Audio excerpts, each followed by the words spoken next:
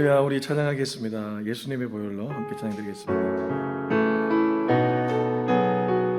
예수님의 보혈로, 예수님의 보혈로, 예수님의 보혈로, 예수님의 보혈로 눈같이 이겠네.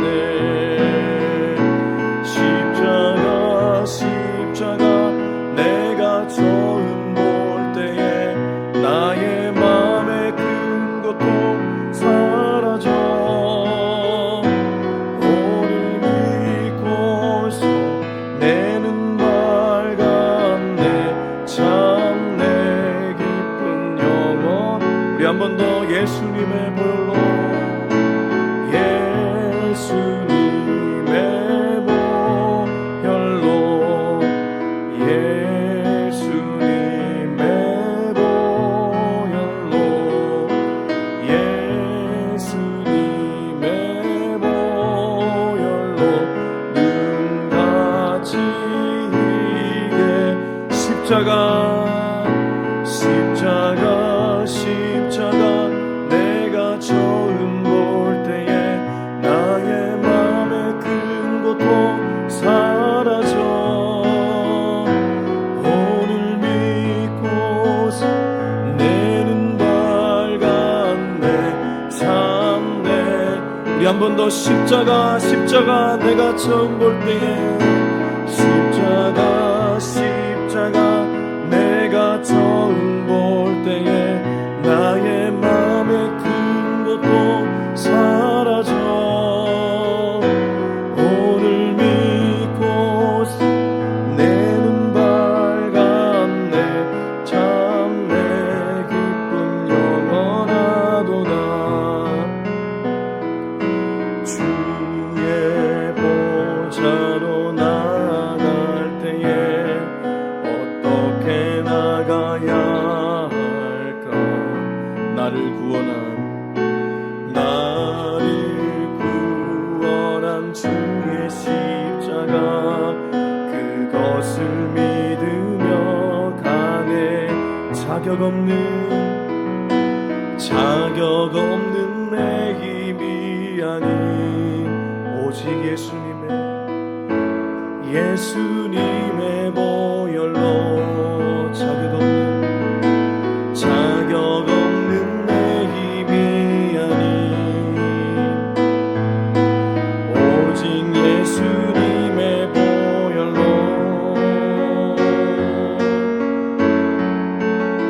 십자가의 보혈, 완전하신 사랑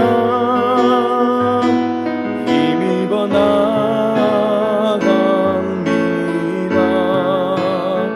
십자가의 보혈, 완전하신 사랑 힘입어 예배하. 십자가의 보혈, 완전하신 사랑 힘입어 나갑니다.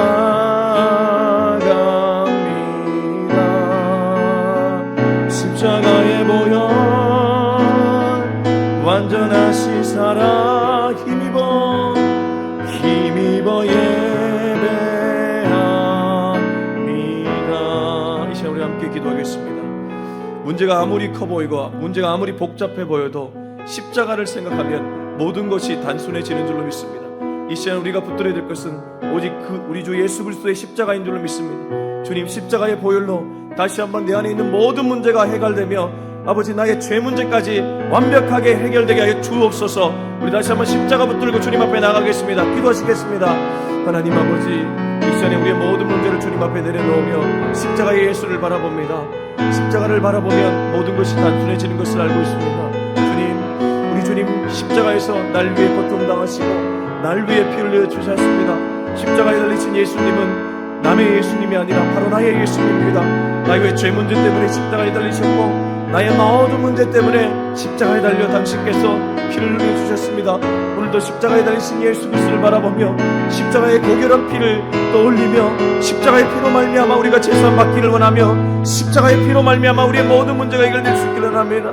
주님, 오늘도 우리 그리스도의 십자가의 볼을 아버지님 붙잡을 수 있는 우리가 되게 하여 주시옵소서. 우리 주님께서 그때 갈보리 언덕에서 십자가에 달리신 것은 다른 누군가를 위해서가 아니라 바로 나를 위해서 그렇게 하신 줄로 믿습니다. 하나님, 내 안에 어떠한 문제든지 십자가를 바라보면 오히려 단순해진다는 사실 잊지 않는 우리가 되게 하여 주옵소서.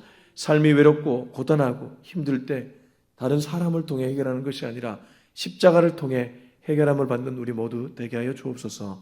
이 모든 말씀 예수님의 이름으로 기도합니다. 아멘. 네, 하나님 말씀 잠언입니다. 14장 1절부터 16절까지인데요. 읽기는 14절에서 16절 읽고 말씀 전체를 나누겠습니다. 잠언 14장 1절부터 16절까지인데요. 읽기는 14절에 16절을 읽고 말씀 전체를 나눕니다. 14절 시작. 마음이 굽은 자는 자기 행위로 보응이 가득하겠고 선한 사람도 자기의 행위로 그라리라. 어리석은 자는 온갖 말을 믿으나 슬기로운 자는 자기의 행동을 삼가느니라.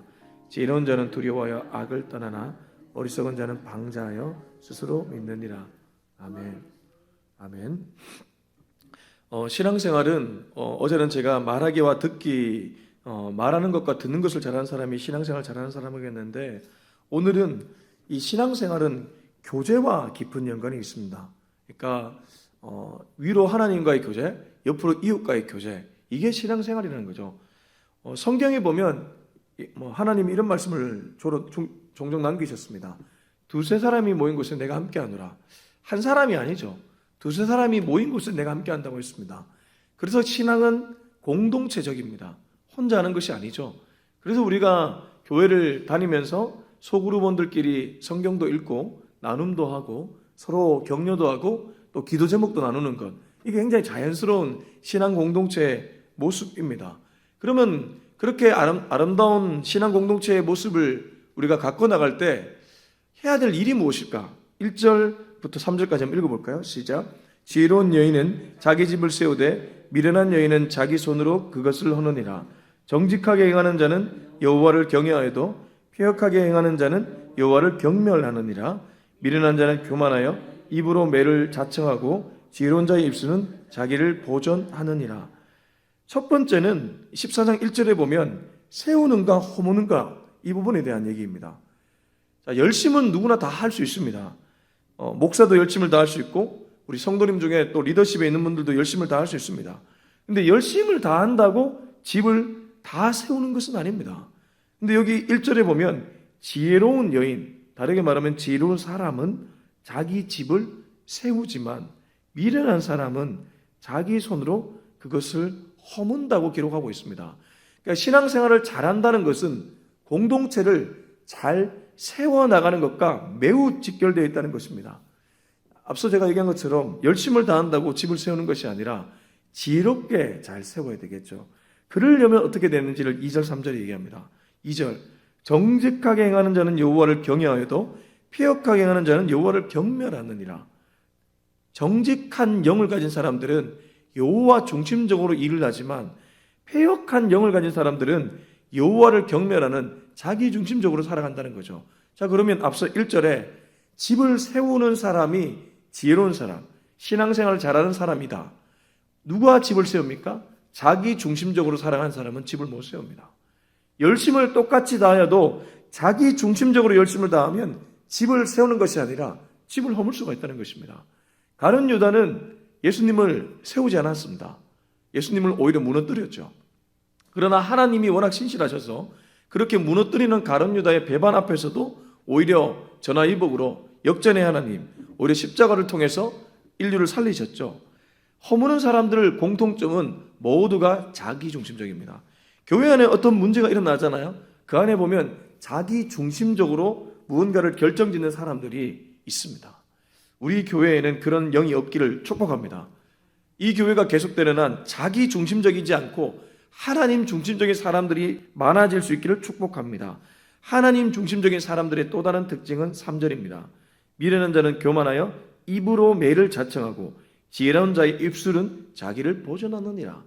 잠언은 끊임없이 입술의 지혜를 얘기하고 있는데 이 여호와를 경외하는 자기 중심적이지 않고 하나님 중심적인 사람은 입술에 열매가 있다는 것입니다. 입술 사용이 그 사람의 됨됨이죠. 그 사람이 하는 말이나 언어가 곧 그 사람입니다. 정말 말을 예쁘게 잘해야 될 것입니다. 웬만하면 입술에서 남을 판단하거나 정죄하는 언어를 떠나보내야 됩니다. 정말 우리가 자주 그럴 때가 있습니다. 아, 얘는 이런 사람이야. 쟤는 이런 사람이야. 그거 아니라는 것입니다. 제가 엊그제 유튜브로 아주 유명한 목사님의 설교를 하나 들었거든요. 그 목사님이 이런 얘기를 하더라고요. 자기가 이제 인생을 좀 살아보니까 딱 보면 보이잖아요. 아, 이 친구는 요 정도 그러시고, 요 친구는 요 정도 그러시고, 이 목회자의 눈에 요 목회자는 요렇게 보이고, 요 목회자는 요렇게 보이고, 근데 그게 산산조각 한번 난 적이 있다는 거예요. 왜 그러냐니까 나는 요렇게 봤는데 하나님이 그 친구를 통해 일하시는 걸 보면서 아, 이게 내가 틀릴 수 있겠구나. 그렇습니다. 인간의 생각이나 인간의 말들은 다 불완전합니다. 완벽하지 않다는 것이죠. 우리가 자칫 잘못 갈 수 있는 게 자기 확신입니다. 똑똑하다고 생각하는 순간 자기에게 확신이라는 질병에 빠지게 됩니다. 아니요. 똑똑한 것은 우리 하나님밖에 똑똑한 사람 없습니다. 인간은 다 똑똑하더라도 100% 똑똑하지 않고 99% 똑똑합니다. 근데 그 1% 차이가 얼마나 큰지를 우리는 알고 있습니다. 그 1% 때문에 기업이 무너지기도 하고 세워지기도 합니다. 하나님 앞에서는 절대 똑똑함을 자랑해서는 안 될 것입니다. 그래서 여호와를 경외하는 사람들은 입술을 지킨다는 것입니다. 아, 내가 틀릴 수 있다. 항상 이런 생각을 가지는 저와 여러분이 되었으면 좋겠습니다. 우리 4절 5절 읽겠습니다. 시작. 소가 없으면 구유는 깨끗하려니와 소의 힘으로 얻는 것이 많으니라. 신실한 증인은 거짓말을 아니하여도 거짓 증인은 거짓말을 뱉느니라. 제가 이 4절을 읽으면서 이 4절을 왜 기록했을까라고 생각해 보니까 소가 없으면 구유가 깨끗하겠죠, 당연히. 근데 소의 힘으로 얻는 것이 많다. 하나님이 집을 세울 때 결국 일꾼들을 통해 세운다는 것입니다. 일꾼들 너무 중요하지 않습니까? 하나님이 하나님의 나라를 세워나갈 때 결국에는 하나님 본인이 하실 수 있는 일을 사람들을 통해 하셨지 않습니까? 모세라는 인물, 아론이라는 인물, 예레미야라는 인물, 엘리야라는 인물, 그 외에도 열왕기에 보면 여러 왕들, 사사들, 그리고 신약에 와서는 12제자와 사도 바울, 디모데, 디도, 얼마나 많은 인물들이 일꾼으로 등장했습니까? 그러니까 하나님이 결국 일을 하실 때 보면 일꾼들을 통해 한다는 것을 이 솔로몬 왕도 알았던 것 같습니다. 여러분, 교회는 일꾼이 많아야 됩니다. 우리 교회도 앞으로 성장해 나가려면 일꾼이 많아야 될 것입니다. 좀 기도 부탁드리겠습니다. 저도 일꾼이지만 일꾼들이 많아져야지 이 교회가 세워진다는 것이죠. 교회는 목사의 것이 아닙니다. 자꾸 제 것인 줄 아는데 절대 그렇지 않습니다. 이거 그러면 개인 기업입니까? 절대 그렇지 않죠. 교회는 오직 예수님의 것인 줄로 믿습니다. 이 교회가 세워지려면, 예수님의 집이 세워지려면 일꾼이 많아야 된다는 것이죠. 그래서 이제 그런 일꾼들의 특징을 신실한 증인이라고 표현하는데, 이 신실한 증인들은 거짓말을 안 한다는 것입니다. 그다음에 거짓 증인들, 교회를 열심히 일하는 일꾼이 아니라 입으로만 말하는 일꾼들은 거짓말을 서슴지 않고 한다는 것이죠.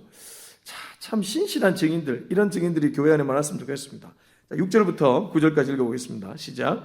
거만한 자는 지혜를 구하여도 얻지 못하거니와 명철한 자는 지식 얻기가 쉬우니라. 너는 미련한 자의 앞을 떠나라. 그 입술에 지식이 있음을 보지 못하이니라. 슬기로운 자의 지혜는 자기의 길을 아는 것이라도 미련한 자의 어리석음은 속이는 것이니라. 미련한 자는 죄를 심상히 여겨도 정직한 자 중에는 은혜가 있느니라. 그래서 제가 6절에서 9절은 그렇다면 앞에 말했던 이 신실한 증인, 정말 주님의 나라의 일꾼들, 그 사람들은 어떤 사람들인가? 결국 하나님이 보는 것은 그릇이더라고요. 일꾼이 달란트가 탁월함으로 쓰임받는 것이 아니고 그릇의 깨끗함으로 쓰임받는다는 것, 우리가 매번 들었습니다. 그 주인의 집에 금그릇 있고 은그릇 있고 다 있잖아요. 근데 흙으로 만든 보배로운 질그릇도 있죠. 근데 주님이 쓰는 그릇 어떤 그릇이라고 기록되어 있습니까? 깨끗한 그릇입니다. 금이라고 쓰는 것이 아니라 깨끗하게 다듬어진 그릇을 주님은 기뻐 쓰신다는 것이죠. 그러면 그런 그릇들은 특징이 무엇인가? 6절. 거만한 자, 거만한 자는 깨끗하지 못한 그릇이죠. 지혜를 구하여도 얻지 못한다고 합니다. 이미 그 사람의 마음속에 교만과 거만함이 있기 때문에 아무리 그가 지혜를 구한다 해도 지혜가 그를 따라오지 않는다는 것이죠. 명철한 자가 깨끗한 그릇입니다. 주님 앞에 명철한 자. 그리고 7절, 미련한 자의 앞을 떠나라. 그 입술에 지식이 있음을 보지 못함이니라. 다르게 말하면 미련한 자가 아닌 그릇, 그래서 그런 그릇들이 정말 주님이 쓰는 깨끗한 그릇이라는 것입니다. 8절, 슬기로운 자의 지혜는 자기 길을 아는 것이라도 미련한 자의 어리석음은 속이는 것이니라. 슬기로운 그릇이 깨끗한 그릇이라는 것입니다. 9절, 미련한 자는 죄를 심성히 여겨도 정직한 자 중에는 은혜가 있느니라. 정직한 그릇, 바로 이것이 깨끗한 그릇이라는 거죠. 근데 여기서 공통점이 하나 있지 않습니까? 7절, 8절, 9절에 동일하게 나오는 부정적인 단어가 하나 있습니다. 뭘까요? 미련한 자입니다. 그러니까 우리가 깨끗한 그릇이 된다는 것은 미련함을 떠나는 것입니다. 미련하면 하나님이 쓰지 못합니다. 여러분, 사업을 할 때도 미련한 사람들과 일하기 어렵지 않습니까? 주님도 마찬가지라는 것입니다. 미련하면 안 된다는 것이죠. 그러면 미련하지 않으려면 어떻게 해야 될까? 도대체 미련하지 않으려면 어떻게 해야 될까? 자, 우리 10절부터 13절 한번 읽어보겠습니다. 10절부터 13절 시작. 마음의 고통은 자기가 알고 마음의 즐거움은 타인이 참여하지 못하느니라. 악한 자의 집은 망하겠고 정직한 자의 장막은 흥하리라. 어떤 길은 사람이 보기에 바르나 필경은 사망의 길이니라. 웃을 때에도 마음에 슬픔이 있고 즐거움의 끝에도 근심이 있느니라. 미련한 사람은 일희일비하는 사람이 미련한 사람이라는 겁니다. 여기 보시면 10절부터 13절까지 13절을 한번 보십시오. 웃을 때에도 마음에 슬픔이 있고 즐거움의 끝에도 근심이 있다. 그러니까 우리가 매번 즐거울 수 없고 매번 슬플 수 없다는 것 알고 있지 않습니까? 그래서 진짜 인생의 경험치가 많으신 분들은 아무리 기쁜 날도 너무 취해 있지 않잖아요. 기쁨에 너무 겨워하지 않잖아요. 왜냐하면 그 기쁨 안에도 나중에 내가 풀어가야 될 일이 있다는 것을 알기 때문에. 10절, 마음의 고통은 자기가 알고 마음의 즐거움은 타인이 참여하지 못한다. 결국 하나님과 내 사이에 풀어가야 될 문제라는 것이죠. 타인이 그 모든 것을 알지 못한다는 것입니다. 내 마음의 아픔도 내가 알고 내 마음의 즐거움도 결국 내가 안다는 거죠. 미련한 자는 그러지 않다는 겁니다. 일희일비한다는 거죠. 그래서 12절, 어떤 길은 사람이 보기에 바르나 필경은 사망의 길이니라. 얼핏 보면 저 길이 옳아 보여도 마지막에 가면 사망의 길이라는 것입니다. 그러나 미련한 자는 그걸 보지 못하고 그 길을 고집한다는 것이죠. 제가 이제 교회를 개척하고 나니까 한두 번 여기 와봤던 제 지인들 중에 한두 명이 여기가 공장 같대요. 그래서 성도들이 오려면 이런 좀 외모를 좀 잘 꾸며야 된다고. 누가 모르냐고요. 내가 그거 모를 리가 있겠습니까? 그 모를 리가 아예 없죠. 다 알죠. 제가 그래서 그럼 나도 그렇게 하고 싶지. 외관을 예쁘게 꾸미고 싶지. 근데 이 건물의 건물주도 내가 아니고 여기 입주한 사람이 저 혼자 들어온 것도 아니고 많은 분들이 들어와 있기에 이 안의 공간을 어떻게 할 수 있지만 밖의 공간까지 어떻게 할 수 없잖아요. 그래서 제가 그 말을 했어요. 그것도 중요하지만 진짜 중요한 것 따로 있다. 그렇게 외관을 예쁘게 하는 것 물론 현대사회에서 필요하고 중요하다. 그러나 그럴 시간에 본질을 턱 집중해서 정말 이 교회 안에 알맹이가 정말 예수님으로 충만하면 사람들은 처음에는 외관 때문에 좀 그래도 여기 맛집이구나. 우리가 맛집 찾아갈 때 꼭 화려한 집에 맛집이라고 생각하지 않잖아요. 허름해도 찌개 맛 한번 보고 이거 어떻게 이런 맛이 나오지? 그러면 허름해도 찾아가지 않습니까? 저는 예전에 진주에 제가 아직도 기억이 선명한데요. 저 지인이 그 김치찌개 맛집이라고 하는데 이 문을 옆으로 여는 데 있죠. 얼음하게. 정말 이거 얼음하기 짝이 없습니다. 근데 제가 먹어본 최고의 김치찌개 맛이었습니다. 그런 데가 있더라니까요. 사람들은 압니다. 이거 맛을 보면 여기 진짜 맛집이구나. 저는 저희 교회가 그런 곳 될 수 있기를 바랍니다. 저와 여러분이 그런 사람 될 수 있기를 바랍니다. 미련한 자는 그걸 아니라니까요. 미련한 자는 자꾸 보기 좋은 걸 가려고 합니다. 그러나 그 끝은 사망의 길이라는 거 잊지 않는 저와 여러분이 되었으면 좋겠습니다. 우리 14절에서 16절 읽고 마무리하겠습니다. 시작. 마음이 굽은 자는 자기 행위로 보응이 가득하겠고 선한 사람도 자기의 행위로 그러하리라. 어리석은 자는 온갖 말을 믿으나 슬기로운 자는 자기의 행동을 삼가느니라. 지혜로운 자는 두려워하여 악을 떠나나 어리석은 자는 방자하여 스스로 믿느니라. 자, 14절과 15절과 16절 공통점이 있습니다. 마음이 굽은 자는 자기 행위, 어리석은 자는 온갖 말, 그리고 16절 어리석은 자는 방자하여 스스로 믿는다. 자, 똑같죠. 마음이 굽은 자는 결국 자기로 기결됩니다. 어리석은 자도 자기로 기결됩니다. 근데 그 반대편에 선한 사람은 아니라는 것입니다. 선한 사람 15절 슬기로운 자는 자기의 행동을 삼가느니라. 보이십니까? 15절 슬기로운 자는 자기의 행동을 삼가느니라. 그렇습니다. 진짜 지혜로운 사람이 누구입니까? 자기를 믿지 않고 하나님을 믿는 사람이 진짜 지혜로운 사람인 줄로 믿습니다. 그리고 그 사람이 1절 집을 세우는 사람입니다. 오늘 우리 삶에 적용했으면 좋겠습니다. 나는 내가 딛고 있는 직장을 세우고 있는가? 아니면 허물고 있는가? 나를 믿는다면 우리는 자칫 허물 수 있을 것입니다. 그러나 하나님을 믿고 나아가면 하나님의 도움으로 집이 세워지는 것을 경험하게 될 것입니다. 그런 은혜를 누릴 수 있는 저와 여러분 될 수 있길 예수님의 이름으로 축복합니다. 우리 기도하시겠습니다. 이제 함께 기도하실 때 주님, 우리가 세워야 될 집들이 많이 있습니다. 내가 다니고 있는 직장도 내가 세워야 될 집이고, 내가 속한 가정도 내가 세워야 될 집이고, 우리 자녀도 세워야 될 집입니다. 그러나 주님, 내가 하지 않도록 도와주시옵소서. 오늘도 주님 바라보며 주님의 도우심으로 그 집을 세워나갈 수 있는 우리 모두가 되게 하여 주시옵소서. 우리 통성으로 기도하시겠습니다. 하나님 아버지, 우리가 집을 세워야 된다면 그 집을 세우는 것은 내 힘이 아닌 줄로 압니다. 주님, 내 힘으로 집을 세우지 않도록 도와주옵소서. 주님의 힘으로 집을 세울 수 있기를 원합니다. 어리석은 자는 자기를 확신하고 자기를 믿습니다. 그러나 정말 지혜로운 사람, 슬기로운 사람들은 자기를 믿는 것이 아니라 결국 하나님을 믿는 믿음의 백성들인 줄로 믿습니다. 주님, 오늘도 믿음으로 나아갑니다. 주님이 집을 세운다는 것을 알고 있습니다. 주님, 나의 교만과 나의 확신을 꺾어 주시옵소서. 주님이 집을 세워나갈 때 비켜드리며, 주님이 집을 세워나갈 때 주님의 뜻에 따라가는 순종자가 되게 하여 주시옵소서. 순종의 사람, 바로 내가 될 수 있기를 원하오니 주님 그렇게 일하여 주옵소서. 이제는 우리 주 예수 그리스도의 은혜와 하나님의 담없는 사랑과 성령의 놀라운 기름 부으심의 역사가 자기 확신을 버리고 자기 부인으로 하나님을 바라보며 오늘도 내게 맡겨진 집들을 세우기로 다짐하는 우리 모두의 머리 위에 지금부터 영원토록 함께하기를 간절히 축원하옵나이다.